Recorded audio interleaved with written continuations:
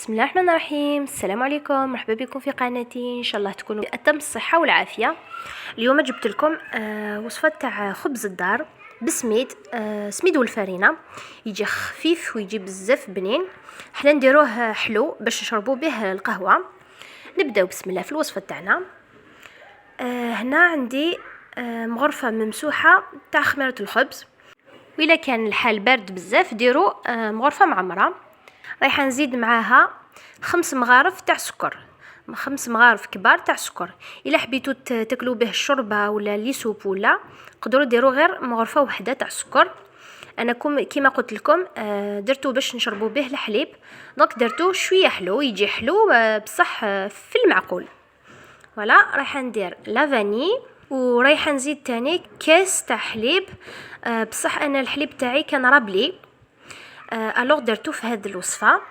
كنت سبق لي ودرت لكم هذه التدبيره. كي يروب لكم الحليب ما ترميوهش، ديروا به مسكوتشو، ديروا به كيك، ديروا به بريوش، رايح يجيكم بزاف خفيف. وتقدروا تعوضوه بالحليب كما قلت لكم عادي. درت كاس حليب رايب ونص كاس تاع ماء. تقدروا ديروا كامل لا كونتيتي حليب، تقدروا ديروا كامل لا كونتيتي ماء، ماشي مشكل. وهنا درت شويه تاع لوزيس تاع التشينا. رايحه نخلط المكونات تاوعي بالفوي، ورايحه نزيد 4 كاس كما راكم تشوفوا تاع زيت.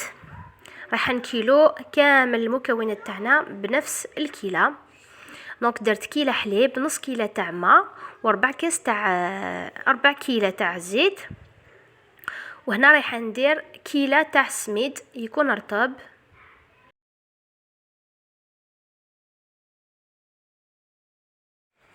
راح نخلط المكونات تاوعي.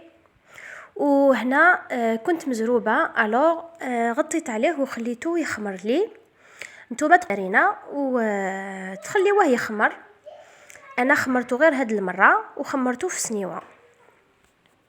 رايحه نغطي عليه كما راكم تشوفوا ونخليه يخمر لي. كي يخمر لي خذا لي هكذاك 15 دقيقه ولا 20 دقيقه. فوالا كما راكم تشوفوا راهو رغوه. دوكا نحتاج حبه تاع بيض. انا كان عندي صفر تاع البيض في الفريجيدير، سي بور سا درت البيضه كامله في العجينه. نتوما تقدروا ديروا غير البيض البياض تاع البيض في العجينه، والصفر تخليوه باش تدهنوا به الوجه تاع خبز الدار تاعكم. درت شويه تاع ملح، درت كاس تاع فرينه، الكاس اللي كيلت به الحليب والسميد وكامل. رايحه نخلط غير بالمغرف.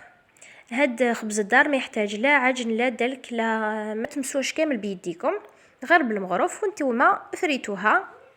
رايحه نزيد كاس واحد اخر تاع فرينه، والفرينه تاعي راهي مغربله بطبيعه الحال. حنزيد نخلط حتى تتجانس كامل المكونات، ونشوف هاد العجينه تجي تتلاصق بزاف بزاف، ما تجيش حكمه روحها. هكذا البريوش، هكذا الخبز الدار تاعكم يجيكم خفيف ولا اروع.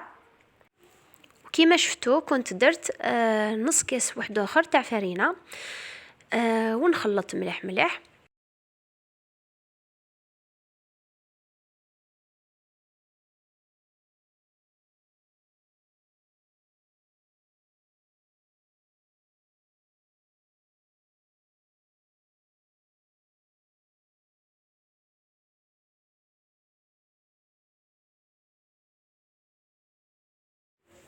خلاص راني وصلت للقوام المطلوب.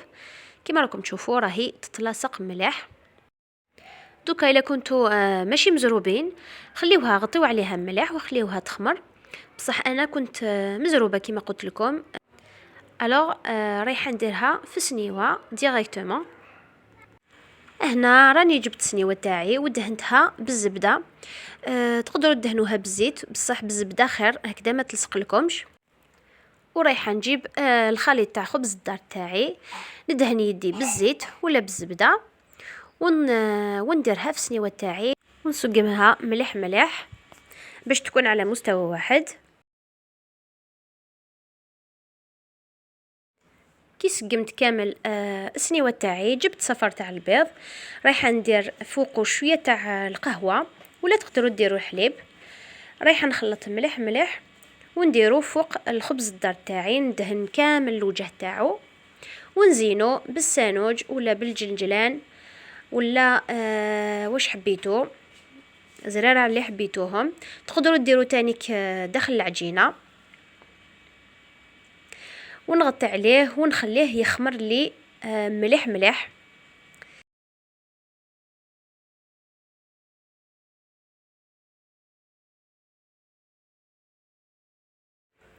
كي نشوفو خمر لي مليح نسخن الكوشه تاعي بيان وندخلو يطيب من تحت. كي يطيب لي نشعلو من الفوقه ونخليه يتحمر. من بعد نخرجو ونغطي عليه غير شويه قيس ما تخرج له هذيك السخانه القاويه. من بعد نقلبوه على كاش طرشونه تكون نظيفه. هنا خبز الدار تاعي كان طاب وكنت قلبته. شوفوا كيفاش جاني خفيف ونزيغ مسكوتشو، جا رائع رائع. خليته برد مليح مليح ودوكا راني جيت باش نقطعو معاكم وتشوفوه كيفاش جاني. انا كيما قلت لكم كنت مزروبه دونك ميم في التخمار تاعو ما خليتوش يخمر لي مليح مليح.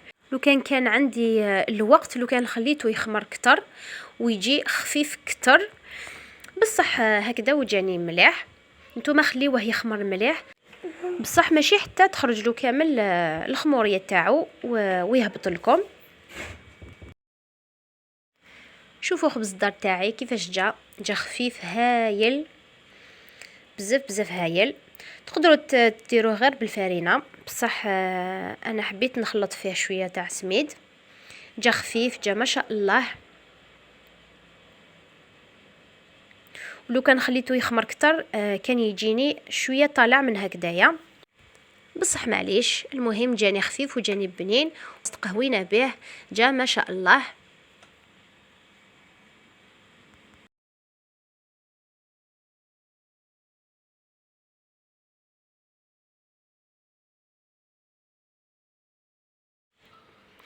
راني قدمت لكم الخبز الدار تاعي. نتمنى يعجبكم، نتمنى تجربوه وينجح لكم. راني متأكدة باللي رايح ينجح لكم، راهو بدون تعب بدون دلك ويجي النتيجة تاعو تجي بزاف هايلة. نتمنى تجربوه وتخليوا لي آراءكم في التعاليق. ما بقى لي غير نقول لكم السلام عليكم ورحمة الله تعالى وبركاته. في أمان الله.